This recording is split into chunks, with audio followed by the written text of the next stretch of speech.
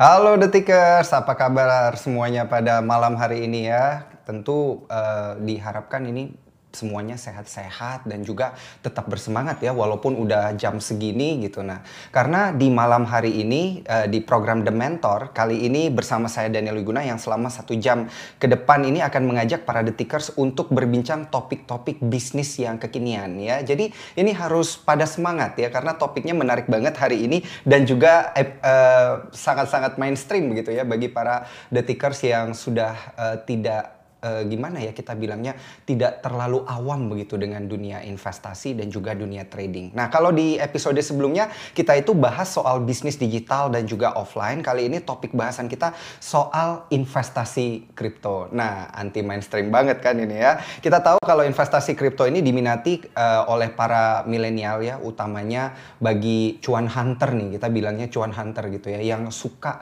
sama trading-trading yang menghasilkan cuan gitu ya.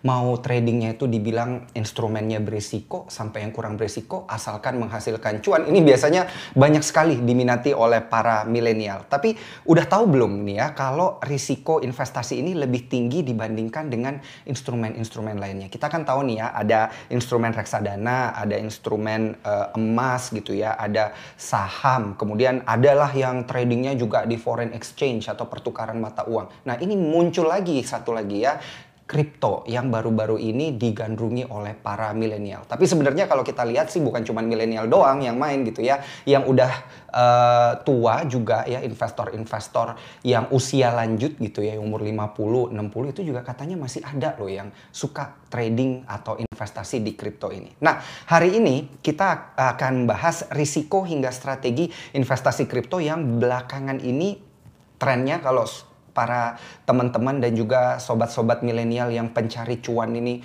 lihat ya, harga kriptonya ini kan memang sangat tinggi dan juga volatilitas ya, sangat tinggi dari sisi volatilitas dan juga kalau dilihat dari sisi harganya juga ini nggak bisa dibilang murah juga begitu ya. Nah, dan juga tentunya risikonya ini bisa kita bilang naik turun gitu ya. Risikonya tinggi dan volatilitas begitu. Nah, volatilitasnya juga tinggi. Seperti apa sebenarnya kondisi pasar kripto sepekan ini dan juga langkah terbaik apa yang harus diputuskan saat pasar lagi anjlok gitu. Nah, ingat nggak nih kemarin Sobat Cuan ngelihat harga Bitcoin sempat di 60 ribuan, sekarang udah ada di kisaran 30 ribuan. Nah, ini para detikers kita ini mau gimana nih kalau lihat kondisinya kayak gini? Ingat nggak nih sama risikonya ya kalau udah kejadian kayak gini.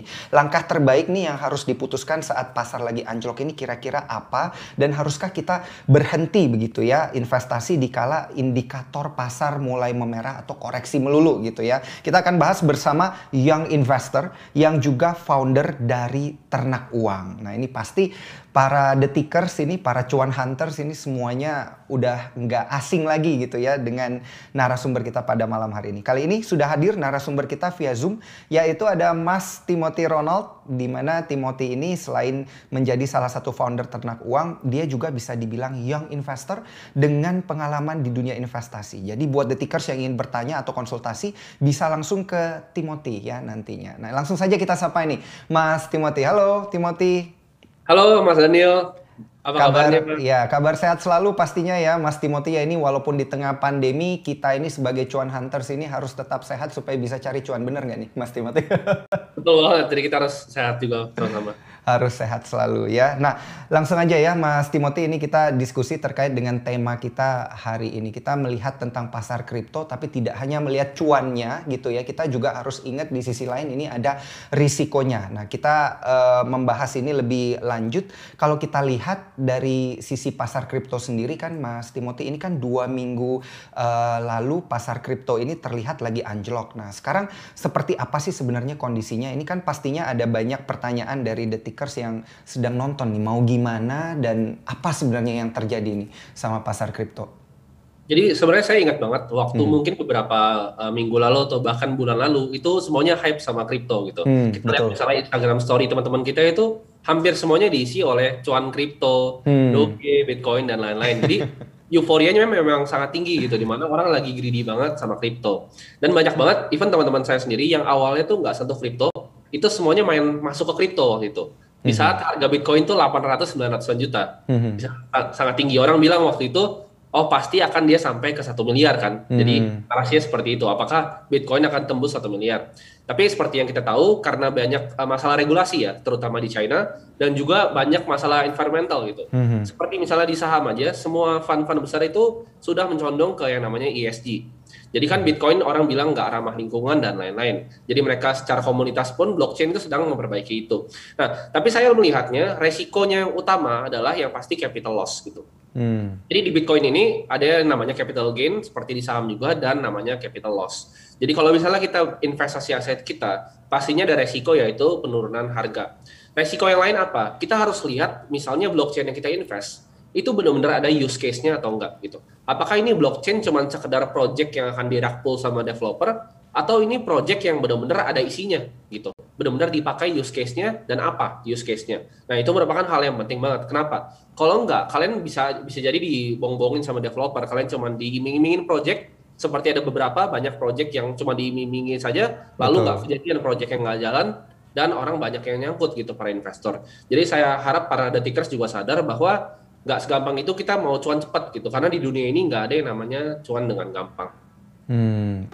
Nggak segampang itu ya, berarti kita ini bisa cuan gitu ya. Karena kan kalau kita lihat ini seperti yang Mas Timothy bilang tadi, postingan-postingan di IG, story-story di IG itu banyak banget yang pamer-pamer cuan gitu ya. Belum tahu aja ini nanti apa yang udah koreksi-koreksi itu sebenarnya ada juga gitu ya, tapi nggak dipamerin gitu ya Mas Timothy. Nah, sebelum kita lanjut nih ke topik pembahasan kita hari ini, saya mau ngingetin bagi para detikers yang memiliki pertanyaan kepada Mas Timothy tentunya bisa bergabung via Zoom dengan ID dan password yang tertera di layar atau bisa juga mengisi kolom komentar di Facebook dan YouTube. Nanti akan saya bacakan dan tanyakan langsung kepada Mas Timothy. Nah, Mas Timothy, kita lanjut nih. Kalau kita lihat saat ini kan kondisi pasar bisa dibilang baik, tapi tidak ada jaminan baik terus gitu ya. Dan bisa berubah 180 derajat yang tadinya baik jadi jelek gitu. Nah, apa sih yang membuat market itu cepat merah, cepat hijau, dan volatilitasnya tinggi utamanya di kripto nih?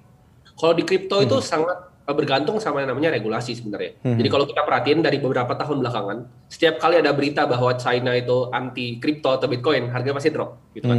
Tapi kemarin itu yang paling parah, di mana semua minersnya. Jadi kan kalau Bitcoin itu kita nggak, ibaratnya transaksi bukan kayak kita kasih uang, tapi itu di-record di suatu database yang namanya blockchain network gitu. Itu sebuah peer-to-peer network. Nah, itu untuk memprosesnya dibutuhkan yang namanya mining gitu kan.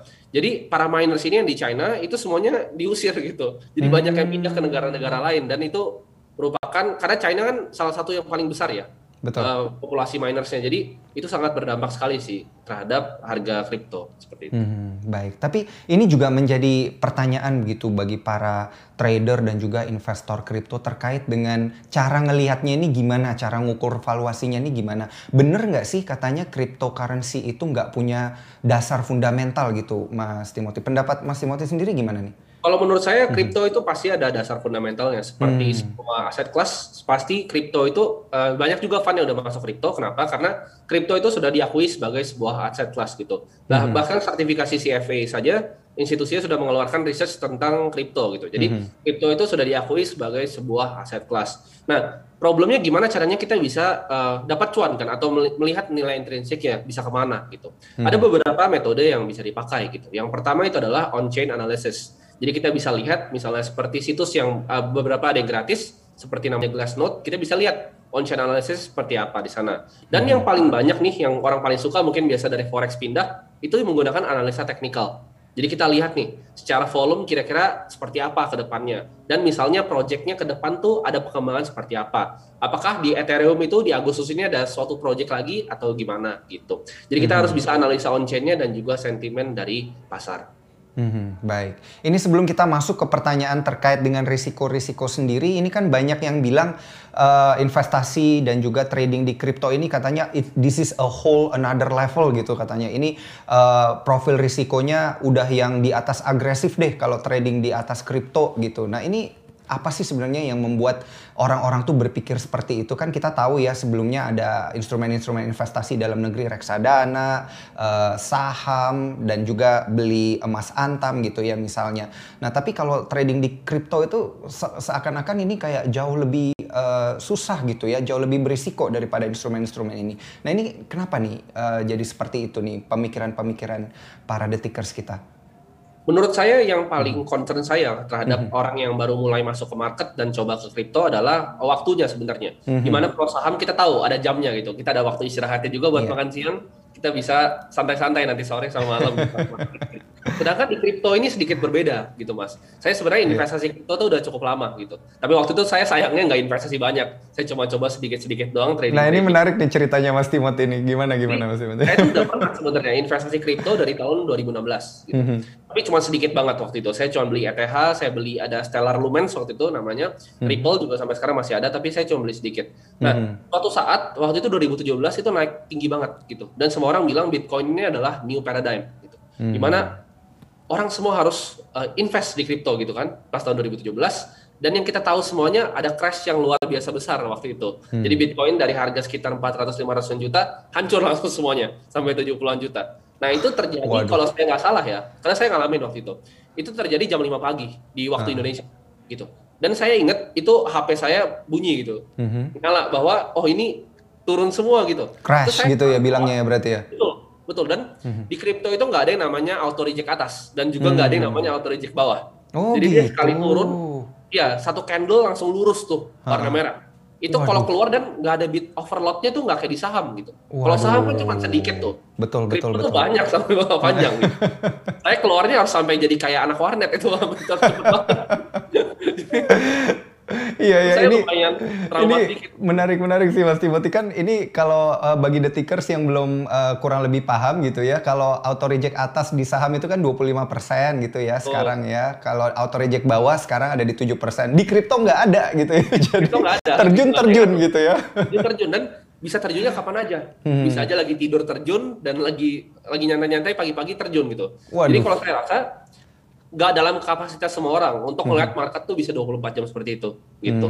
Jadi kalau saya selama jam pasar buka saham ya saya pasti pantau gitu. Tapi kalau misalnya saya pribadi invest di kripto, saya cari kripto yang memang saya hold untuk jangka waktunya panjang saja gitu. Itu untuk saya pribadi. Tapi memang ada beberapa teman saya yang jago tradingin juga, tapi saya nggak saranin gitu untuk orang-orang awam even main ke futures dan lain-lain di kripto gitu.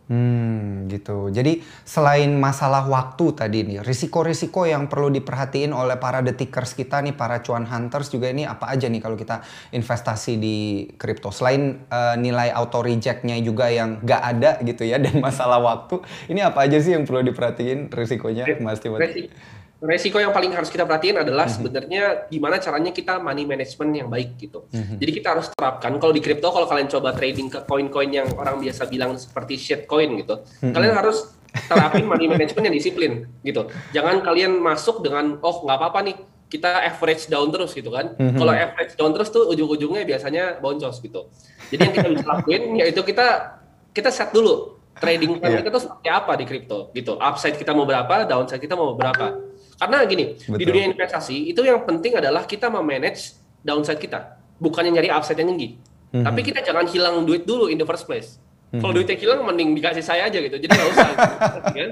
Kasih saya juga gitu ya, Mas. Iya betul. Karena di dunia ini banyak banget nih teman-teman yang baru mulai melek investasi gitu, mau coba langsung YOLO ibaratnya ke instrumen yang volatil banget gitu. Jadi kita harus cek dulu downside-nya berapa. Jadi kita harus manage resiko kita masing-masing. Dan juga yang terakhir itu adalah resiko terhadap psikologi gitu. Karena manusia ini adalah sebenarnya kita adalah musuh terbesar kita sendiri.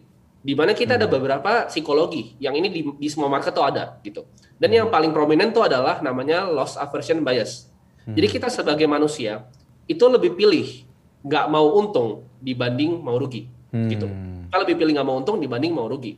Dalam skala 2:1 gitu. Jadi misalnya kalau kita beli kripto misalnya di harga 10 nih. Lalu dia turun ke 5. Kita akan yakinkan diri sendiri, oh ini belum rugi, ini selama gue belum jual ini belum rugi nih. Kita kan average down terus sampai akhirnya nyangkut terus. Banyak ada teman saya di Doge dari 8.000 dia terus average down sampai bawah. Jadi ya kita harus terapin tuh money management yang baik. Sedangkan kalau misalnya Iya. kripto kita dari 10 nih misalnya harganya, naik ke 12 aja kita langsung cepat-cepat jual. Gitu. Kita nggak bisa tahan gitu. Tapi sedangkan kalau turunnya dalam, kita nggak mau cut loss, karena kita nggak mau rugi sebagai manusia. Jadi kalau kita lihat ini secara gimana ya, kita bisa simpulkan sedikit, ini sepertinya para detikers dan juga para trader dan investor yang baru memulai investasi di kripto gitu lebih berani atau lebih sabar untuk average down melulu gitu ya, daripada kalau naik gitu, naik dikit langsung di take profit gitu ya, nggak ditungguin sampai naik banyak gitu ya Mas Timothy maksudnya. Betul, betul. Gitu. Oke. Nah, ini kan kalau kita udah ngelihat banyak banget resikonya dan juga lebih beresiko daripada instrumen-instrumen yang sudah ada di dalam negeri, apa sih sebenarnya ini yang menjadi pendorong begitu para detikers untuk mau tetap investasi dan trading di kripto nih, Mas Timothy? Utamanya di tahun pandemi ini. Karena mungkin di tahun pandemi ini banyak orang yang terdampak ya pekerjaannya, jadi banyak juga yang mungkin terkena PHK dan mereka pengen mencari sumber pendapatan yang lain gitu. Dan mereka mungkin tergiur gitu dengan return yang teman-teman mereka publish gitu di Instagram Story ataupun di WhatsApp keluarga gitu kan. Orang bisa pamer-pamer itu futuresnya short atau long 100%, 200% gitu. Padahal kita nggak tahu yang mereka masukin itu cuma 10.000, 20.000 rupiah. Gitu. Jadi jangan gampang tergiur gitu. Di dunia ini nggak ada sebuah instrumen investasi yang gampang ibaratnya. Dan juga banyak, sepertinya banyak ya yang langsung terjun tanpa adanya edukasi terlebih dahulu. Benar nggak sih ini Mas Timothy? Betul banget. Jadi banyak teman-teman yang belum teredukasi tentang kripto, even nggak tahu cara blockchain bekerja atau seperti apa, main langsung nih investasi kripto gitu. Padahal dia nggak tahu apa yang dia beli. Nah, rules paling penting dari sebuah investasi atau sebuah investor atau trader, kita harus tahu apa yang kita beli gitu. Jadi jangan sampai kalau misalnya ditanya Bitcoin, oh gimana cara kerjanya, kita nggak bisa jawab gitu kan. Jadi investasi apa ini ibaratnya. Jadi aset-asetnya nggak tahu. Terus ditanya ikut-ikutan siapa? Oh teman bilang nih Bitcoin bakal segini harganya. Ya jelas aja nanti ujung-ujungnya bakal rugi. Kenapa? Karena kalau kita nggak pelajari, kita nggak punya conviction terhadap apa yang kita beli gitu. Problemnya gitu. Bisa aja teman kita cuan, misalnya sama-sama beli Bitcoin nih, teman kita bisa cuan, kita bisa rugi.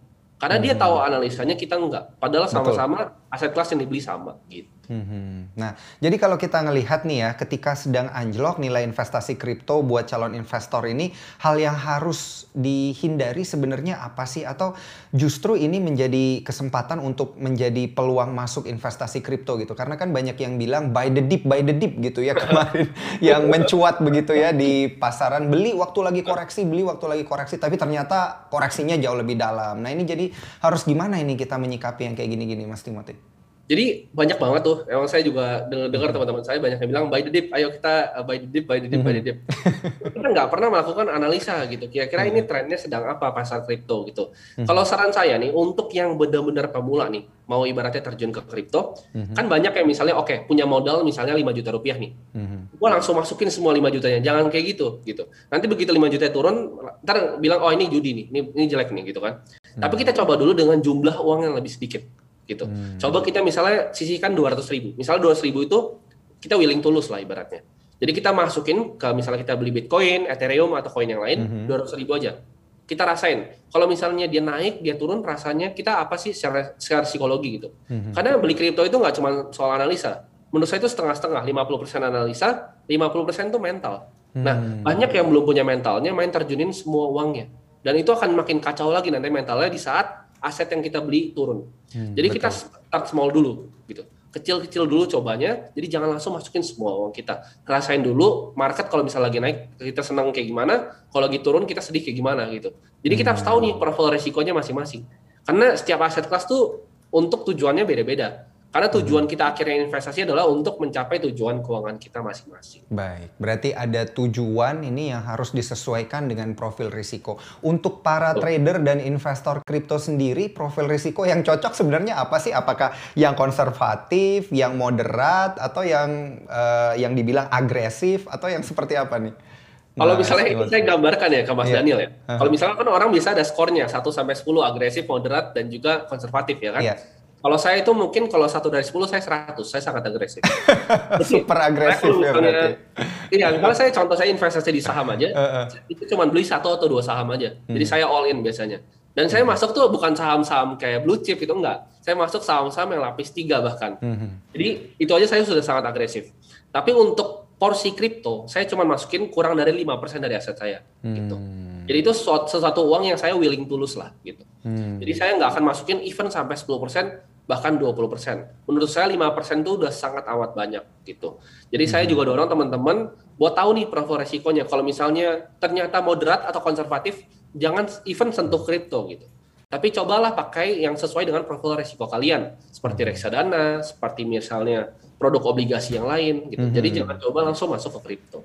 Gitu ya. Jadi, nah ini soalnya banyak juga nih ya para detikers dan cuan hunters kita yang step by stepnya nggak ngikutin gitu ya, nggak pernah mencoba instrumen investasi yang lebih aman, nggak pernah coba beli obligasi retail, nggak pernah beli reksadana, terus tiba-tiba kripto gitu ya. Ini sepertinya yang membuat ada gap yang cukup besar gitu, yang bikin para detikers kita kaget-kaget gitu ya waktu lihat pasarnya koreksi. Nah, ketika koreksi nih, bagi investor yang pemula, ini haruskah berhenti di tengah kondisi pasar kripto menunjukkan indikator merah? Atau pas lagi koreksi-koreksinya, udah deh gue cut loss aja deh? Atau gimana sih sebenarnya ini?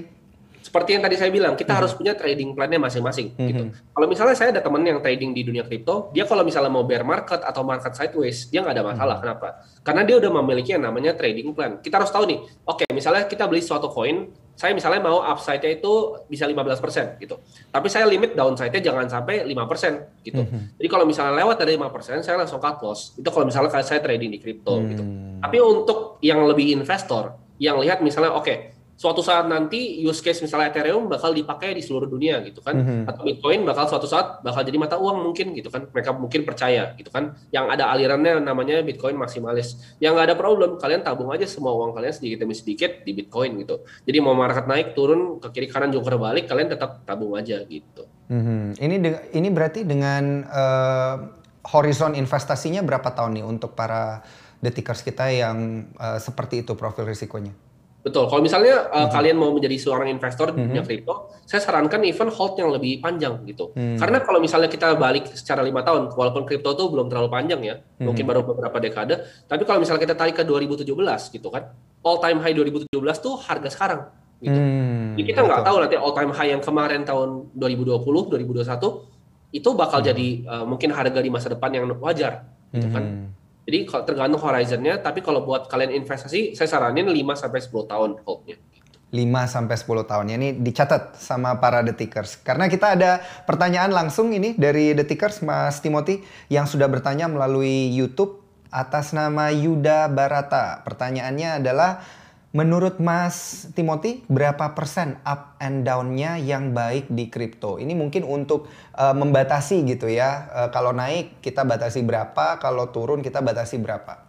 Oke, kalau misalnya ini untuk trading ya, kalau kalian suka scalping di koin yang aneh-aneh, saya saranin jangan terlalu dalam gitu.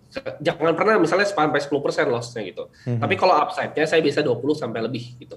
Saya cari koin yang upside bisa 20% ke atas, tapi kalau misalnya downside-nya saya limit selalu di 5%. Jadi saya nggak akan pernah boleh turun dari 5% seperti itu. 5% ya. Tapi kalau profit berarti kalau bisa setinggi-tingginya gitu nggak sih, Mas Timothy? Iya, begitu. Karena kan kita masuknya koin yang aneh-aneh gitu kan. Pastinya mau beggar-beggar gitu. Oke, baik. Nah, ini terkait dengan itu, ini masih ada hubungannya nih, Mas Timothy. Strateginya apa nih yang bagusnya dilakukan ketika pasar ini lagi anjlok seperti saat ini? Atau ketika anjlok, indikator atau signal untuk pindah ke instrumen investasi lain ini apa sih sebenarnya yang perlu kita perhatikan? Kalau misalnya pasar seperti kripto, kita lihat kemarin kan sempat hype tuh. Jadi saya sempat ada series di YouTube saya, kalian bisa cek, namanya adalah Betting on Bitcoin, di mana saya tabung 100 juta setiap bulannya ke kripto gitu. Dan kalian bisa ikutin, itu semua full transparan, saya buka portfolionya. Nah, jadi kalau sekarang apa yang saya lakukan? Saya wait and see aja gitu. Jadi apakah saya membeli? Enggak juga gitu, saya keep aja. Yang kemarin saya dollar cost average terus, saya main di instrumen yang lain gitu, di instrumen yang ada upside-nya gitu kan. Jadi karena pasar ini ada banyak gitu. Kalau saya pribadi, saya nggak fanatik di satu aset kelas gitu. Tapi saya cari aset kelas yang bisa ngasih saya cuan itu di mana. Kalau misalnya sekarang ini lebih enaknya saya cari di saham, ya saya cari di saham seperti itu. Oke. Ini juga berarti sebenarnya banyak hal yang harus diperhatikan ke diri sendiri dulu begitu ya, Mas Timothy, ini sebelum kita berinvestasi, apapun instrumen investasinya begitu ya, Mas Timothy. Betul. Nah, kalau kita lihat juga dari target gitu ya. Tadi kan Mas Timothy sempat bilang nih, goalnya ini mau apa gitu. Tapi biasanya orang itu atau the tickers mungkin ya, ada nggak mungkin yang merasa seperti ini. Kayak ketika membicarakan tentang target atau goal ya saya mau cuan sebanyak-banyaknya gitu Mas Timothy. Nah ini pendapat dari Mas Timothy sendiri seperti apa nih untuk the tickers yang masih punya pikiran seperti itu dan kemudian akhirnya masuklah dia ke instrumen kripto. Saya ini selama pengalaman saya di market ya kurang lebih 5 sampai 6 tahun. Kalau misalnya saya udah mulai yang namanya greedy, itu biasanya saya mulai lose gitu. Saya mulai rugi. Di saat saya mulai greedy, biasanya saya rugi. Kenapa? Karena manusia itu seperti itu. Kita mau cuan yang sebanyak-banyaknya. Tapi balik lagi, tujuannya kita investasi itu apa? Misalnya nih, oke, tujuan saya investasi saya pengen punya mobil gitu kan. Misalnya saya pengen mobil HRV misalnya 300 juta gitu. Gimana caranya saya bisa tabung sampai saya bisa dapat 300 juta atau dapat DP-nya nih misalnya 70 juta. Nah, apa yang harus saya lakuin untuk mencapai 70 juta itu? Gitu. Apakah saya harus YOLO di beberapa koin gitu atau saya cari instrumen yang lebih safe yang berdasarkan profil resiko saya gitu. Jadi jangan kalian investasi tanpa cuma mau cuan doang, nggak akan bisa gitu. Kayak saya investasi di saham, di kripto itu ada tujuan finansialnya. Saya mau bikin rumah misalnya 20 miliar nanti ke depannya. Saya mau punya mobil ini. Jadi itu target investasi yang saya tetapkan gitu. Betul. Jadi jangan investasi kalau belum ada targetnya seperti itu. Jadi sebelum masuk, ini kan gampang ya sebenarnya Mas Timothy ya. Tentuin dulu targetnya mau apa gitu ya. Planningnya seperti apa. Tapi biasa dilupain nih oleh para The Tickers. Jadi mulai sekarang kalau The Tickers sudah perhatiin konten kita pada malam hari ini, jangan lupa ya set dulu targetnya sebelum berinvestasi apapun instrumen investasinya. Nah, ada pertanyaan lagi, ini dari YouTube atas nama Muhammad Edo Riyadi ya. Thank you atas pertanyaannya. Gimana kalau misalkan kita investasi di DeFi project dan apakah bagus project DeFi yang menggunakan deflationary? Oke. Jadi ada yang namanya CeFi, ada yang namanya DeFi gitu. Kalau CeFi itu apa? CeFi itu adalah centralized finance gitu. Jadi bedanya apa antara decentralized dengan yang centralized? Kalau misalnya kita berinvestasi di project yang ibaratnya tidak centralized gitu, kita akan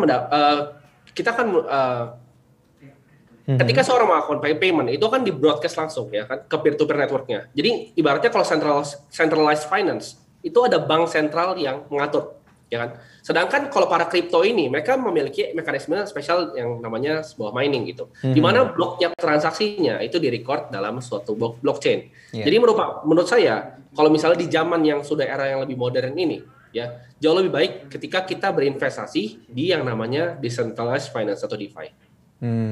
Berarti lebih ke decentralized finance ya atau DeFi daripada yang satunya tadi ya, yang sistemnya centralized. Benar ya, Mas Timothy? Oke, ini menarik karena sekarang yang bertanya sudah ada The Tickers kita yang sudah ada standby via Zoom nih. Mau nanya langsung ke Mas Timothy. Sudah ada Fogme ya di Zoom. Ini silahkan kalau mau bertanya ke Mas Timothy. Halo, selamat malam. Kabar sehat Mas Fogme? Halo Fogme, bagaimana kabarnya? Baik. Ya. Saya baru mulai aja nih join trading di kripto karena seperti Mas Timothy bilang, YOLO ikut-ikutan. Coba ya. Coba cuan ini makin kesini. Contohnya nih Fogme. Tapi sebentar nih Mas Fogme, ini udah cuan apa belum cuan ini di kripto? Saya baru 7 hari sih main trading. Oh baru 7 hari, oke siap. 7 hari masih mencoba mencari banyak tahu. Terus tadi kita lagi lihat detik ada ini jadi nonton gitu. Siap, langsung ditanyakan aja Mas Fogme. Kak Timothy kan bahas tentang uptrend dan downtrend. Tadi yang saya mau tanya itu di chat saya jadi saya lupa sendiri. Upside and downside. Dan downside di fitur kan kalau di kripto tuh ada fiturnya future ya, kan terus ada leverage. Nah, kalau tadi Kak Timothy bilang kan maksimum upside-nya 20%, downside-nya 5%. Nah, kalau fitur future itu kan ada leverage. Apakah untuk kita menentukan upside dan downside-nya dikali leverage lagi atau tetap pakai margin aktif aja? Ini saran untuk kamu ya, Fogme. Ya. Aduh ini saya nggak percaya sih. Sorry Mas Timothy, saya nggak percaya nih Mas Fogme baru 7 hari tapi udah ngomongnya leverage margin ini udah kayak advance banget nih kayaknya. Silakan Mas Timothy. Kalau untuk kamu Mas Fogme baru misalnya 7 hari di market ya, saya nggak saranin untuk langsung coba even main futures market gitu atau pakai leverage. Yang biasa dulu aja beli koinnya gitu. Oh siap. Banyak banget orang yang akhirnya dia akan coba pakai metode-metode, misalnya contohnya nih, mereka udah rugi nih. Ada yang namanya martingale system, di mana bet yang ditaruh itu dikali 2 terus.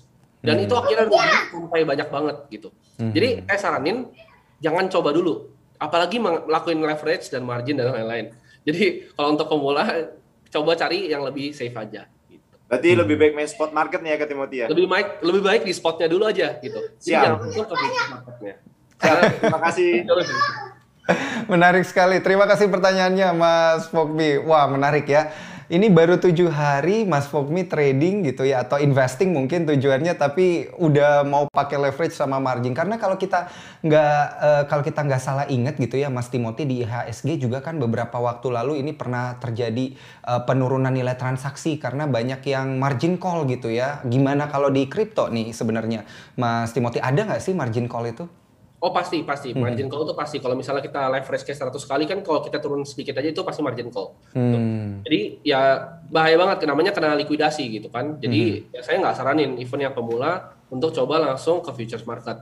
Lebih baik yang di spot marketnya dulu, pelajari dulu ibaratnya pergerakan harganya seperti apa, pelajarin teknikalnya, gimana caranya kita mencari pattern gitu dalam chart, gimana caranya kita ngelihat nih kira-kira misalnya price actionnya apakah sedang uptrend, apakah sedang downtrend gitu. Apakah volumenya baik atau enggak gitu. Apakah ada yang buang barang gitu. Itu lebih baik kita pelajari dibanding kita langsung coba, oh ini kira-kira bakal turun nih, oke kita short deh gitu kan. Sahamnya naik gitu. Jadi, baik.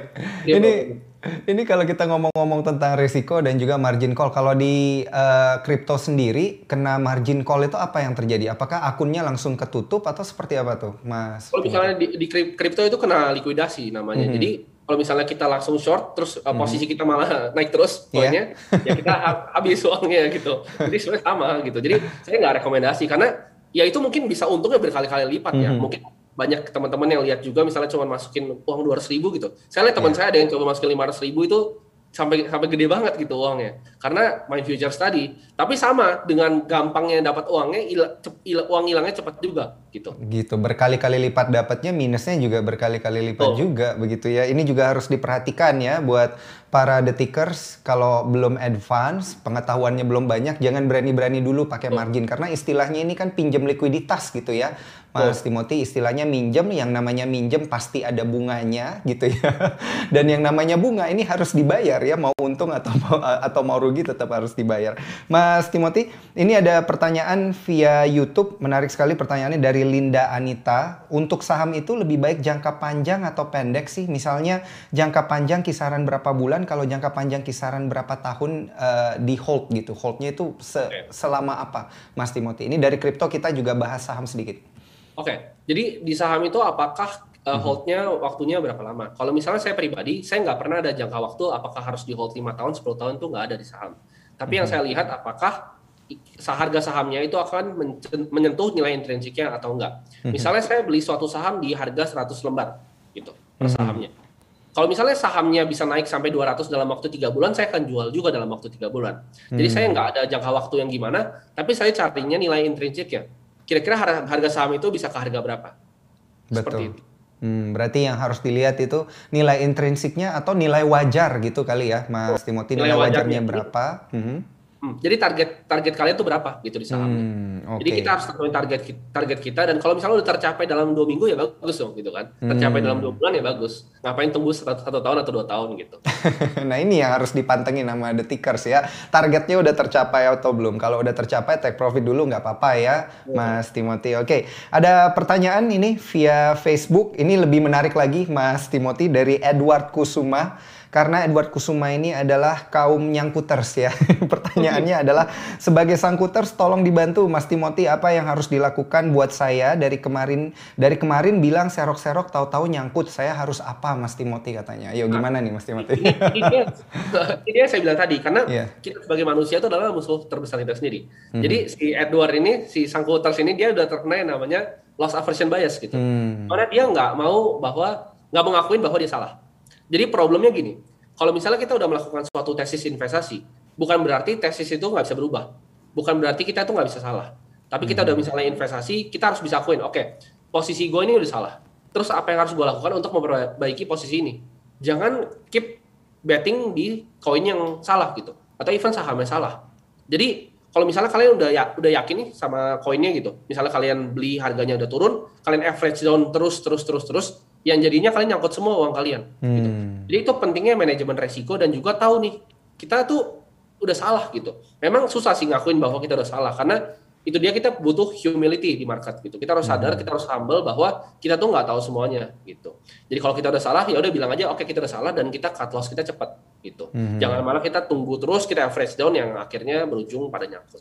Kalau level koreksinya misalnya telat nih kan Mas Timothy, kan tadi levelnya 5%, tapi ternyata udah 8%, udah 12%, 15% misalnya. Ini apa yang harus dilakukan? Cut loss atau ya udah tutup mata aja gitu? Tergantung analisanya masing-masing lagi. Kita balikin ke analisa masing-masing. Kalau misalnya dia analisa oke, ini akan misalnya masih bullish lah trennya gitu. Masih kuat nih price action-nya akan bullish ke atas, mungkin akan tembus support dan resistance-nya gitu misalnya. Dan apa yang kita harus lakukan gitu ya? Kalau misalnya kita seorang trader ya, kita jangan ibaratnya nggak punya plan lalu masuk gitu. Begitu misalnya udah tembus 5%-nya, 8%, oke kita diamin lagi, kita malah beli lagi. Tembus 10%, biarin, beli lagi gitu kan. 12% buy the dip lagi kan. Akhirnya dia turun 20%. Soalnya gini, kalau dia udah turun 10%, untuk balikin ke harga normal kita butuh uang yang jauh lebih banyak sebenarnya. Betul. Dibanding kita cut loss di 5 dan kita beli lagi di bawah gitu. Ya kita harus cepat cut loss-nya. Kalau misalnya memang udah loss ya akuin aja kita udah salah gitu. Dan coba cari koin lain ibaratnya yang ada potensi untuk naik. Jadi kita jangan fixated di satu koin yang ibaratnya oh kita berharap ini akan naik gitu. Harapan palsu nanti dikasihnya di PHP sama market gitu. Ini karena bukan cuma satu pasti ya yang merasakan PHP di market, ini pasti banyak detikers juga yang udah merasakan PHP market itu sakitnya seperti apa ya Mas Timothy. Dan tadi kuncinya ini menarik juga yang disebutkan oleh Mas Timothy, ini harus money management yang pertama ya, set plan, money management, dan juga ternyata harus ada diversifikasi gitu ya. Jangan cuma kalau trading di kripto jangan cuma satu koin gitu ya berarti ya Mas Timothy. Kita harus juga manage resiko kita gitu. Karena kalau misalnya ada yang di dalam namanya modern portfolio theory, ada yang namanya Sharpe ratio. Jadi kalau kita cuma beli satu, Sharpe ratio itu jelek banget gitu. Memang kita bisa untung jauh lebih tinggi, tapi Sharpe ratio ini jelek gitu. Betul. Kita lebih mending kita sebar misalnya 5, 7 atau bahkan 10, tapi saling berimbang. Jadi ada yang naik, ada yang turun gitu. Tapi kalau memang kita punya conviction yang lebih tinggi, ya kita bisa gedein posisi kita di beberapa koin yang kita pilih. Seperti itu. Ini terkait dengan pilih-pilih koin, menarik sekali ada pertanyaan dari detikers kita, dari Muhammad Edo Riyadi. Nah, ini terkait dengan koin DeFi ya, DeFi ya, Decentralized Finance yang tadi dijelasin oleh Mas Timothy. Yang cocok itu koin DeFi itu yang mana? Kemudian, karena kalau dilihat akhir-akhir ini banyak project DeFi yang kena flash loan. Gimana nih Mas Timothy? Oke, jadi kita harus tahu dulu konsepnya, yaitu blockchain itu apa, ya kan? Blockchain itu adalah sebuah ledger di mana kita di sistem yang hanya membolehkan penambahan data gitu. Ketika informasi itu sebuah ditambahkan ke dalam ledger tadi, hampir tidak bisa dimodifikasi sebenarnya atau di-delete, ya kan? Yang membuat teknologi ini aman juga karena blockchain ini memiliki pointer ke blok sebelumnya di setiap subsequent blok yang ada gitu. Pointer ini adalah hash dari blok sebelumnya. Nah, jadi kalau misalnya saya suka koin yang seperti apa, jawabannya saya itu akan tetap cari yang lebih aman. Karena saya di kripto tuh bukan tipe-tipe yang ngambil kayak koin-koinnya Oracle gitu, yang lebih gila-gila lah. Saya lebih yang Ethereum, bahkan Bitcoin gitu. Saya pribadi sekarang aja, saya cuma pegang tuh 2 koin sebenarnya. Saya cuma punya Bitcoin dan saya cuma punya Ethereum. Dan itu yang memang saya percaya. Dan ada, misalnya teman-teman saya, misalnya seperti Indra Kens, dia juga kayak punya agamanya masing-masing lah. Kayak misalnya dia sukanya Ripple gitu, ya kan?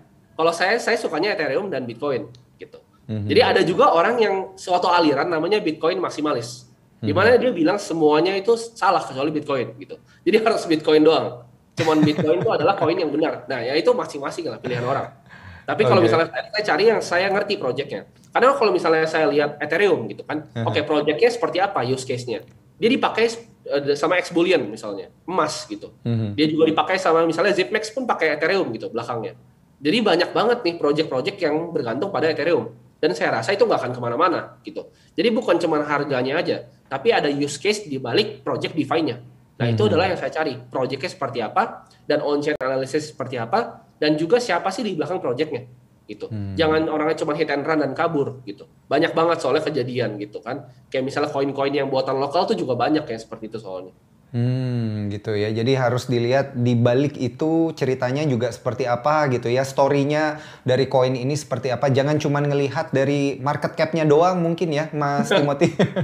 Tapi ada yang harus diperhatikan juga di balik itu project-nya nanti ke depannya seperti apa. Karena kan yang seperti ini nih baru berkembang ya mungkin di beberapa tahun belakangan ini. Nah, terkait dengan bagaimana kita melihat nilai intrinsik dan juga fundamental dan juga teknikalnya daripada kripto-kripto ini sebenarnya gimana sih cara ngelihat yang benar, Mas Timothy, dari sisi fundamental dan juga dari sisi teknikal? Apakah semua koin itu punya fundamental? Karena teknikal kan udah pasti nih, tapi apakah semua koin itu punya fundamental? Oke, jadi dalam saya menganalisa sebuah ibaratnya koin, ada 3 yang saya lakukan. Yang pertama analisa fundamental, yang kedua itu analisa teknikal, dan yang terakhir adalah analisa flow. Yang pertama itu adalah fundamental. Koinnya ini siapa yang bikin? Pertama, proyeknya seperti apa? Jadi kita investasi di koin kripto ini sedikit berbeda dengan kita berinvestasi di saham. Di mana saham itu kita berinvestasi di perusahaan.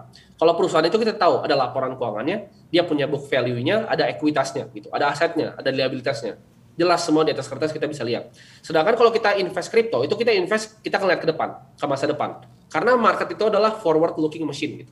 Jadi kita melihat ke masa depan. Apa yang kita lihat di masa depan itu? Yang kita lihat adalah proyeknya dan orang-orang di balik proyeknya seperti apa. Kita investasi kripto itu lebih ke investasi startup dibanding kita invest saham gitu. Jadi mindsetnya kayak misalnya kita invest ke sebuah startup. Oke, misalnya Cardano itu apa gitu di belakangnya? BNB itu use case-nya dipakai untuk apa gitu sama Binance? Apakah Binance memang dipakai sama semua orang? Jawabannya iya kan. Nah, misalnya USDT gitu. Apa terjadi gitu dengan USDT? Jadi kita harus benar-benar tahu kira-kira project di belakangnya itu seperti apa. Dan itu ya kita harus was-was juga. Kenapa? Karena Bitcoin sendiri kan Mas Daniel juga tadi sempat bertanya kenapa harganya tuh turun terus gitu kan. Karena belakangan ini tuh banyak kasus sebenarnya Mas. Seperti contohnya USDT. USDT itu kan ibaratnya stable coin yang dipakai namanya Tether kan. Jadi Tether ini kalau misalnya kita mau beli Bitcoin, semua inflow-nya tuh 60% dari USDT ini, ya kan. Sedangkan USDT ini baru kena kasus. Karena ternyata setelah diselidiki, ya kan. Kan dia taruh uangnya itu di Cayman Island. Nah, uangnya itu nggak 100% dengan USDT yang available. Karena dia bilangnya 1:1 sama dolar kan. Dan itu tidak pernah terbukti. Gitu. Sedangkan inflow dari Bitcoin 60% dari USDT. Jadi kalau USDT-nya itu nggak ada, lalu uang Bitcoin itu di-invite sama siapa? Gitu. Nah ini juga menimbulkan beberapa kontroversi. Gitu. Yang menyebabkan harga Bitcoin juga ya mungkin agak susah gitu untuk naik. Gitu. Karena lagi diprosecute juga sekarang kasusnya. Nah ini ya salah satu cara melihat story di balik itu ya harus didalemin, jangan cuma lihat grafiknya aja gitu ya Mas Timothy. Nah kalau dari sisi teknikal gimana nih? Kan tadi ada beberapa hal nih yang perlu diperhatikan yang Mas Timothy bilang tadi. Oke, kalau misalnya secara teknikal, yang kita perlu lihat adalah kalau saya nggak kurang suka memakai berbagai macam indikator gitu. Saya nggak suka, kan orang bisa cari, kalau misalnya teknikal nih harus ada satu indikator yang paling bagus nih untuk saya gitu kan. Menurut saya itu adalah satu konsep yang salah gitu. Karena indikator itu berbeda ke tiap orang. Ada yang misalnya suka pakai MACD gitu. Ada yang suka misalnya pakai moving average, cari golden cross, dead cross, dan lain-lain. Tapi yang saya suka pribadi adalah saya suka melihat price action-nya saja. Jadi saya cuma lihat nih, kira-kira next level support-nya itu di mana? Next resistance ini berapa? Gitu. Kira-kira price action-nya seperti apa? Jadi benar-benar klasik banget. Saya cuma lihat klasik do teori aja. Jadi price lalu moving trend, kira-kira support resistance-nya batasnya di berapa, dan volume-nya seperti apa. Karena volume itu sebenarnya kan uang, gitu kan. Iya, volume betul. Adalah orang yang beli, dan volume itu nggak bisa bohong. Jadi saya cuma lihat volume dan price action aja. Saya nggak pernah tuh pakai yang ribet-ribet, cari dead cross, golden cross, nggak pernah. Karena belum tentu yang di dead cross dia bisa turun atau naik, itu belum tentu, nggak ada yang tahu gitu. Jadi saya lihat, karena indikator tuh lagging indicator gitu. Kayak moving average itu adalah suatu lagging indicator. Di mana itu udah telat sebenarnya, udah terjadi. Yang terjadi pertama itu adalah pembentukan candle-nya. Jadi yang saya lihat adalah price action-nya seperti itu. Oke. Tidak begitu sulit ya secara teori, tapi prakteknya ini sepertinya akan banyak membingungkan bagi para detikers ya. Jadi nanti kita akan bahas lebih lanjut lagi nih Mas Timothy terkait dengan bagaimana cara melihat harga daripada kripto itu sendiri. Tapi kita lihat dulu nih ada pertanyaan dari detikers menarik sekali Mas Timothy dari Anet Lim. Untuk membeli Bitcoin itu pada saat lagi memerah tuh seperti apa? Dan pada saat kapan menjualnya? Karena fluktuasinya cepat sekali. Betul, justru karena fluktuasi yang cepat gitu. Kalau misalnya di analisa teknikal ada yang sebuah saying bahwa kita harus follow the trend. Gitu. Kita jangan ngelawan tren. Sedangkan kalau di saham mungkin bisa gitu, kita cari saham yang murah karena kita tahu valuasinya. Gitu. Sedangkan di Bitcoin, kalau saya sarankan kita jangan misalnya udah bearish trend kuat gini, kita mau coba beli dan kita berharap dia naik gitu. Itu merupakan kita berharap pada misalnya ada yang gerakin lah gitu. Itu tidak bisa terjadi gitu di kripto. Kita harus cari kira-kira yang tren kuatnya tuh di mana gitu. Jadi kalau misal trennya sudah terkonfirmasi, kita baru masuk gitu. Karena harganya fluktuasi, jadi kita cari trennya, kita spot trennya. Begitu kita kita udah ketemu major trennya, kita ketemu minor trennya, kita masuk gitu. Itu yang saya pakai pribadi. Kalau misalnya saya mau entry dalam membeli Bitcoin. Berarti ini mulai ya dari sisi kalkulasi juga ini udah harus mulai kuat gitu ya Mas Timothy. Ngelihat dari sisi teknikalnya di sinilah analisa teknikalnya dipergunakan. Ini ada komentar juga dari The Tickers kita dari Ahmad Yani Aswar. Nih terima kasih banget nih, komentarnya menarik sekali Mas Timothy. Gue juga dulu gitu katanya. Invest gue arahin ke Bitcoin, jeblok, tapi sekarang beli tunggu merah dalam aja. Hijau baru dijual. Dan jangan pakai uang dapur, pakai uang jajan atau rokok saja katanya. Ini bijaksana sekali nih ya. Saya setuju banget karena di dalam kita investasi, kita jangan main ibaratnya pakai uang dapur kita gitu kan. Nanti kita bingung bayar kosan pakai apa, bayar makan pakai apa, bayar belanja istri pakai apa. Jangan pakai uang dapur, jangan disentuh, tapi kita pakai yang namanya uang dingin gitu. Uang yang memang kita nggak pakai sama sekali. Tapi seperti saya bilang, jadi yang baru uangnya sedikit jangan langsung nyemplung ke kripto. Karena ada beberapa tangga dulu yang kalian harus lakuin gitu. Yang pertama, kalian harus punya fondasi dulu. Kayak kita misalnya investasi kripto tuh kayak bikin rumah gitu. Sebelum kita bikin sebuah rumah, harus ada yang namanya fondasi. Fondasi ini apa? Yaitu manajemen resiko. Kita harus punya dulu yang pertama namanya dana darurat. Jadi dana darurat ini apa? Selama 6 bulan expense kita, 3-6 bulan, kita harus punya dalam bentuk cash. Dan ini nggak boleh dipakai. Fungsinya untuk apa? Banyak yang bakal bilang, ini apa hubungannya nih kripto sama dana darurat gitu kan? Tapi hubungannya di sini. Misalnya kemarin kalian beli Bitcoin, misalnya nih, harganya 500 juta. Lalu sekarang misalnya turun ke 400 juta. Ya kan? Terus ada kondisi darurat di mana misalnya orang tua kalian, ibu kalian itu harus ke rumah sakit. Mau nggak mau uangnya pasti harus ada dong, ya kan? Kalian nggak bisa biarin egois uangnya taruh di kripto gitu. Sedangkan kalau kalian punya dana darurat, kalian bisa pakai dana darurat tadi untuk biayain rumah sakitnya. Kalau misalnya kalian nggak punya, kalian akan tarik tadi yang udah minus, sebenarnya udah floating loss, kalian tarik dari market, kalian pakai untuk biaya RS. Ntar begitu kalian balikin ke market udah lebih sedikit dan udah lebih dalam lagi. Gitu. Jadi fungsinya itu, kalian nggak akan tahu gitu, hidup ini ada kecelakaan, amit-amit ya. Tapi ya pasti ada sesuatu yang terjadi. Misalnya mobil kalian rusak, kalian nggak mungkin biarin aja kan. Kalian perlu duit. Nah itu pakai dari dana darurat tadi. Jadi biar uang investasi kalian ini jangan disentuh gitu. Kalau udah ada trading plan-nya jangan disentuh, jangan dikeluarin. Pakai dana darurat tadi. Dan juga yang penting adalah asuransi gitu. Kita nggak tahu kapan kita sakit, jadi kita harus punya dana darurat dan juga asuransi yang set aside. Itu udah jadi nih fondasinya. Next-nya baru apa? Kita baru pikir kripto gitu. Jadi jangan belum ada fondasinya nih langsung lompat bikin atap gitu, rumahnya roboh nanti. Ya kan? Jadi kita harus benerin dulu piramida keuangan kita seperti itu. Oke, ada yang namanya piramida keuangan. Menarik sekali Mas Timothy. Tapi kalau kita ngomong-ngomong tentang proporsi, nah ini berapa persen sih sebenarnya proporsi untuk investasi kripto sebenarnya dalam keranjang investasi kita yang proporsional? Oke. Ini backed by scientific research ya. Jadi saya pernah baca studi empiris, saya lupa ditulisnya sama siapa, tapi tahun 2019. Jadi ditulis bahwa Bitcoin kalau misalnya kita punya 5-10%, itu akan membenefit portfolio kita signifikan. Oke. Tapi kalau lebih dari itu nggak bisa ditolerir secara modern portfolio teori. Jadi itu nggak bisa tolerir lebih dari 10%. Gitu. Jadi 5-10% itu sangat membenefit portfolio kita. Jadi buat yang terlalu YOLO di kripto, saya saranin kurangin. Karena kripto ini bukan seperti saham gitu. Saham tuh udah ada di dunia ini ratusan tahun. Sedangkan kripto itu baru muncul pertama kali white paper-nya tahun 2008. Jadi belum lama sebenarnya. Jadi kita harus ya hati-hati juga gitu kan. Satu, sebenarnya kita juga nggak ada yang tahu siapa Satoshi Nakamoto ini siapa, nggak ada yang tahu. Bisa aja sebuah orang, organisasi, ada yang bilang juga sudah meninggal, kita nggak ada yang tahu gitu kan. Jadi limit lah downside kalian kalau misalnya amit-amit kenapa-napa.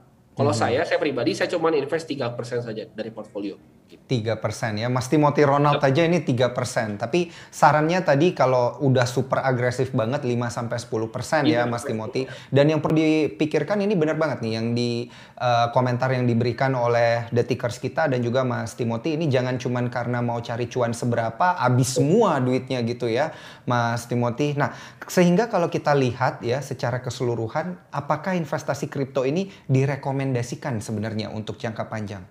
Kalau saya pribadi ya, untuk ini opini saya pribadi, tapi memang banyak teman saya juga yang di kripto.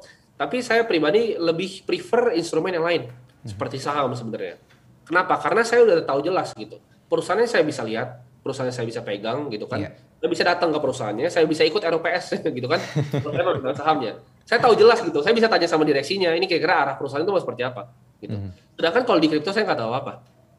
Saya cuma bisa dengar-dengar aja dari grup Telegram dari luar, ini ada whale masuk, whale keluar gitu kan. Jadi informasinya tuh sangat sedikit yang saya bisa dapatkan terhadap kripto. Sedangkan kalau di saham itu jauh lebih banyak. Dan saya rasa sudah lebih stabil juga marketnya. Udah ada aturan-aturan juga yang ditetapkan oleh OJK gitu. Karena kripto ini kan sebenarnya belum fully diregulasi kan. Ini masih dalam perdagangan berjangkanya Bapepti sebenarnya. Tapi belum benar-benar diregulasi sama OJK. Jadi sebenarnya basically nggak ada yang tanggung jawab. Kalau sampai kenapa-napa, kalian invest di exchange yang kayak waktu itu ada yang pernah kabur tuh bawa duit exchange gede banget. Jadi waktu itu turun juga tuh kripto. Nah, saya nggak pengen investasi di sebuah aset yang misalnya China bilang, oke, gue ban nih regulasi, terus langsung turun gitu. Kayak misalnya saham-saham perusahaan yang saya beli, mau China ngomong apa, kayak itu perusahaan tetap jalan, tetap beroperasi, tetap menghasilkan laba. Itu saya lebih suka. Dibanding saya bergantung banget nih sama regulasi satu negara. Kalau ini negara keluarin regulasi A, saham saya misalnya aset saya masa turun gitu. Saya nggak suka, nggak punya kontrol terhadap aset yang saya beli. Seperti itu. Menarik. Maka inilah yang membuat instrumen saham itu lebih aman gitu ya sebenarnya kalau kita bilang dibandingkan dengan kripto sendiri, karena lebih transparan di saham gitu ya. Kayak tadi Mas Timothy bilang mau ke perusahaannya bisa langsung datang, bisa ikut RUPS, sedangkan di kripto nggak bisa ngapa-ngapain kalau harganya lagi koreksi. Nah, ada penanya dari Detikers kita ini via Zoom lagi, Mas Timothy. Ini kayaknya udah greget mau nanya ke Mas Timothy dari Rodrian ya. Ada Detikers kita atas nama Rodrian sudah tersambung bersama kita via Zoom. Halo Mas Rodrian. Halo Mas Rodrian. Halo. Sehat selalu ya, kabar sehat selalu Mas Rodrian. Sehat. Ini nonton Detikersnya dari daerah mana nih Mas Rodrian? Ini dari Bali. Dari Bali. Dari Bali. Oh, dari Bali ya. Ini kayaknya Mas Rodrian ini WFB ya di Bali ya. Work from Bali. Oke, silakan pertanyaannya langsung aja Mas Rodrian. Pertanyaannya itu kan seputaran dengan isu-isu global ya, seperti Tesla itu misalnya kemarin. Tesla kan itu sempat kalau di beritanya itu sempat ngedrop Bitcoin dan terjadilah perubahan harga di aset Bitcoin. Kira-kira terjadinya penurunan harga untuk sekarang itu apakah berpengaruh terhadap isu-isu tersebut? Oke. Iya. Ini merupakan pertanyaan yang menarik, sebenarnya nyambung juga ke yang kita bahas tadi. Saya nggak suka nih di mana satu aset kelas yang saya pegang, ya kan, di portfolio saya gitu, uang yang saya kerja keras untuk dapat gitu, bisa diturunin sama satu tweet orang. That's why saya nggak pernah put lebih even dari 3% dari aset. Kenapa? Karena waktu kemarin Elon Musk mainin itu harganya, saya ngerasa saya nggak punya kontrol sama sekali. Masa satu orang tweet bisa turun aset saya? Saya nggak suka gitu. Sedangkan itu nggak merefleksikan performa dari harganya, gitu kan? Dan dia membuat rugi banyak banget orang sampai jadi sentimen buruk terhadap dia, ya kan? Bayangin satu orang punya power untuk menggerakkan seperti itu. Misalnya perusahaan Amazon kemarin, dibilang oke, dia akan menerima kripto nih. Kalau misalnya tiba-tiba nggak jadi, akan turun lagi harganya gitu. Nah, saya nggak suka punya aset yang seperti itu sebenarnya. Nah, Mas Rodrian sendiri ini udah berapa lama investasi atau trading di kripto dan udah cuan apa masih dalam kondisi floating loss ini, Mas Rodrian? Untuk sementara masih floating loss kalau masih floating loss ya. Moga-moga habis dengerin kita nih Mas Timothy bisa jadi profit ya, Mas Rodrian ya. Amin. Amin. Mas Rodrian, masih ada pertanyaan lagi ini untuk Mas Timothy? Udah jelas? Ya, segitu aja kira-kira. Oke, terima kasih banyak atas pertanyaannya Mas Rodrian, ini menarik sekali ya. Oke, Mas Timothy, kita lanjut lagi terkait dengan investasi di kripto dan juga investasi di saham sendiri, di instrumen dalam negeri kita. Ini kalau kita lihat dari sisi pemula atau calon investor, aman nggak sih untuk investasi kripto di saat-saat seperti ini gitu ya, saat-saat harga lagi banyak yang terkoreksi, atau lebih baik investasi di saham dan juga reksadana? Karena kan lagi koreksi juga nih, ada beberapa emiten-emiten ini atau perusahaan-perusahaan yang harga sahamnya lagi koreksi juga nih. Kalau saya rasa untuk di kripto ya, kita wait and see dulu gitu. Saya pribadi saya nggak tambah posisi sama sekali di kripto. Saya mau tambah uang cashnya aja di rekening kriptonya gitu. Tapi saya belum menambah posisi lagi. Sebenarnya dari bulan kemarin saya belum tambah posisi lagi. Kenapa? Karena saya nggak tahu gitu apa yang sedang terjadi. Saya wait and see dulu.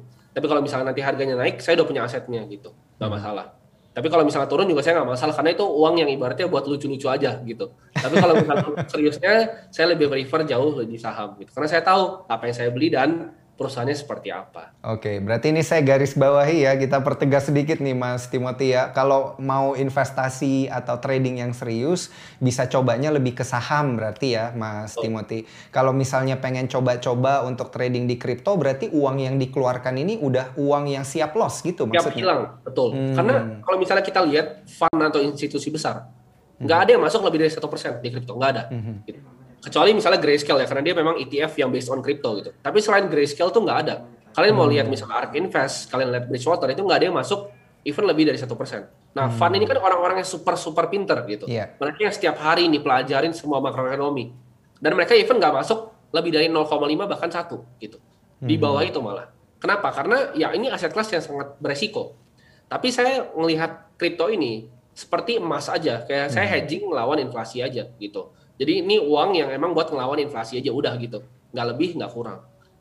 Oke. Kalau kita lihat lagi dan juga mungkin untuk para detikers kita ya yang kemudian sudah dan akan mencoba begitu untuk berinvestasi baik di kripto maupun di indeks harga saham gabungan kita, sarannya ini seperti apa nih Mas Timothy? Tadi kan udah ada beberapa ya clue-clue yang dikasih oleh Mas Timothy, tapi ini supaya nggak salah jalan deh gitu ya, atau nggak boncos, ini apa nih sebenarnya yang benar-benar perlu diperhatikan oleh detikers kita dan cuan hunters kita? Lebih fokus untuk mitigasi risiko. Lebih mending kita uangnya nggak bertumbuh daripada kita rugi. Gitu. Jadi kalau misalnya orang kepengen cuannya itu diubah gitu, jadi nggak mau rugi, mungkin lebih banyak investor yang cuan ujungnya. Karena saya juga pertama kali ke market, saya rasanya mau cuan terus gitu, mau uangnya cepat gitu kan, double. Tapi seperti kita tahu di dunia ini nggak ada sesuatu yang mudah gitu kan. Di dunia investasi itu untuk mendapatkan return yang luar biasa tinggi itu susah gitu. Mungkin ada yang bilang, oh gue bisa nih kemarin 1 bulan tuh 100%. Tapi kalau di rata-rata selama setahun, belum tentu bahkan 30% setahun, gitu kan. Warren Buffett aja seumur hidupnya, itu 20% year on year, gitu. Kalau kalian bisa 30%, itu udah 10% di atas Warren Buffett per tahun. Jadi menurut saya, nggak perlu lah return yang terlalu tinggi, gitu kan, terlalu fantastis. Tapi yang penting kita konsisten menabung setiap bulan untuk grow aset kita. Yang penting aset kita bertumbuh. Bukannya aset kita double gitu kan. Betul. Jangan investasi kalau gitu. Kalian coba bikin bisnis saja atau gimana. Tapi kalau misalnya kalian mau investasi, kalian harus tahu tujuan investasi kalian seperti apa. Kayak saya pribadi, saya punya misalnya mimpi untuk memiliki 1 triliun nih. Gimana caranya untuk saya bisa hit 1 triliun? Saya perlu nabung 100 juta dengan return misalnya 18% sampai 20% selama 30 tahun. Jadi saya nggak perlu ibaratnya cari return yang gila-gila untuk resiko hilang aset saya. Betul. Gitu. Dan kita jangan fokus pada returnnya, tapi kita fokus pada tingkatin skill kita sebagai seorang investor. Jadi gini, saya punya teman yang cuma beli misalnya saham BRI 1 doang, tapi dia tabung BRI itu udah lama banget gitu. Cuman tabung BRI aja terus. Tapi kalau ditanya direksinya siapa, hafal semua dia. Keuangannya seperti apa, hafal semua dia. Karena dia cuma beli 1 dan dia benar-benar pelajarin. Dibanding yang beli 10 saham, 20 saham, ditanya direksinya siapa aja nggak tahu, gitu kan. Benar-benar nggak tahu apa yang dia beli gitu, cuma beli kucing dalam karung ibaratnya. Jadi benar-benar jangan fokus kepada returnnya, tapi fokus kepada tingkatin skill kita sebagai seorang investor. Itu lebih penting. Dan juga ini yang salah satu yang perlu digarisbawahi ya oleh detikers, itu untuk mengamankan asetnya ya. Jadi yang perlu dilihat itu adalah uangnya itu, growingnya itu seperti apa ya. Pelan-pelan juga nggak apa-apa kan, berarti Mas Timothy, yang penting dia nggak berkurang begitu ya. Betul, yang penting jangan kurang gitu. Kalau kurang mending gak usah investasi gitu kan. Mending kalian jalan aja dulu beli rokok gitu kan. Buat apa investasi, nggak usah investasi gitu. Oke, ini ada satu komentar menarik nih, Mas Timothy, dan ini mungkin menjadi pertanyaan dan komentar terakhir kita ya, karena waktunya memang sangat terbatas ini, Mas Timothy, sayang sekali ya. Ini dari Yuda Barata lagi ya. Mau tanya lagi boleh, misalkan ketika saya sudah profit 30% dalam 7 hari, tapi saya belum jual koin saya, karena menurut saya pola pikir saya koin ini akan naik lagi. Menurut Mas Timothy, apakah saya salah katanya? Enggak, kan kalian udah punya pola pikirnya masing-masing kan. Kalian udah tahu di plannya oke, kira-kira ini masih bisa naik 30% lagi. Buat apa dijual? Tapi gini, kalau misalnya kalian udah mau ngerasain sedikit profitnya, ini saran dari saya. Udah 30% nih, ya udahlah, amankan sedikit dulu gitu. Kalian jual 50% dari posisinya gitu. Keep 50% posisinya, kalau dia beggar lagi, ya kalian untung gitu. Tapi kalian udah dapat dulu nih gainnya gitu. Karena kalau misalnya banyak nih yang suka nahan-nahan banget nih, floating gain gitu kan. Floating gain ditahan-tahan akhirnya nggak jadi gain gitu. Ada yang udah pengalaman nggak mungkin ya para detikers ini yang investasi ini udah naik nih dari tinggi gitu kan. Tapi nggak diamanin. Karena selama itu floating gain itu bukan duit kalian. Gitu. Belum kalian realize floating gain itu bukan duit kalian. Itu cuma floating doang di atas kertas. Masa mau sih di atas kertas terus gitu ibaratnya. Iya, ini terdengar seperti jargon-jargon yang banyak beredar belakangan ini, Mas Timothy. PPKM, pernah profit kemudian merugi gitu ya, gara-gara nggak diamankan ya. Betul banget. Profitnya belum diamankan jadi akhirnya merugi. Oke, kemudian ini yang terakhir yang ingin kita dengarkan nih, dan juga detikers dengarkan dari Mas Timothy, closing statement untuk para detikers kita dan cuan hunters kita yang sudah menyaksikan pada malam hari ini. Yang pertama, kalian harus tahu profil resiko kalian. Jadi, jangan investasi di yang ibaratnya terlalu agresif untuk kalian. Kalian harus pahami diri kalian sendiri. Jangan pernah stop pelajarin kita sebagai diri kita sendiri. Kita sebagai investor harus belajar nih. Kira-kira kita tuh lebih kuatnya di mana? Kita apakah lebih kuatnya di saham? Apakah kita lebih kuat di profil yang lebih agresif seperti kripto? Tapi yang paling pentingnya saya sudah bilang tadi, jangan selalu fokus kepada returnnya. Tapi teman-teman detikers yang nonton di rumah, kita fokus kepada tingkatin skill kita sebagai seorang investor. Karena investasi yang terbaik adalah investasi leher ke atas. Seperti yang kalian lakuin sekarang ini. Kalian menukar waktu kalian demi ilmu, itu hal yang lebih penting sebenarnya. Karena saya beli buku nih, Benjamin Graham itu 400.000 saya beli, ya kan. Buku ini ngasih saya return sampai miliaran gitu kan. 400.000 dapat miliaran. Wah. Gitu. Itu cari di mana lagi ibaratnya return kayak gitu. Itu adalah kalau misalnya kita invest uang kita di ilmu. Karena kripto ya mungkin 100% bisa, setahun 200% bisa. Tapi nggak bisa 100.000% itu nggak bisa. Itu cuma bisa kalau kalian investasi di ilmu. Gitu. Jadi saran dari saya untuk teman-teman yang di rumah, coba lebih mulai investasi di ilmu. Belajar dari YouTube, coba beli buku, gitu, ikut workshop atau seminar. Itu akan jauh membantu kalian dalam berinvestasi. Menarik sekali, luar biasa Mas Timothy. Investasi yang paling menarik itu adalah yang dari leher ke atas gitu ya, investasi pada ilmu. Luar biasa, terima kasih banyak Mas Timothy ini untuk berbincang ya bersama kami di Detik, dan juga sudah mau kasih banyak sekali tips ya yang menarik dan masukan-masukan yang menarik untuk para detikers kita dan cuan hunters kita. Terima kasih banyak juga atas kehadirannya di acara The Mentor episode kali ini selama 1 jam terakhir, dan tidak terasa ya ngobrol-ngobrol sama Mas Timothy ini selama 1 jam. Dan menarik sekali kalau kita melihat banyak hal yang tadi sudah dibahas oleh Mas Timothy. Semoga dapat memberikan masukan ya bagi para detikers dan juga para investor dan trader, baik yang di indeks harga saham gabungan atau di saham, dan juga yang berinvestasi atau yang trading di kripto. Kita sudah sampai di penghujung acara. Terima kasih banyak untuk para detikers yang sudah menyaksikan, dan demikian perbincangan kami dalam The Mentor kali ini. Saya Daniel Wiguna pamit undur diri. Terima kasih dan sampai jumpa di acara The Mentor yang lain.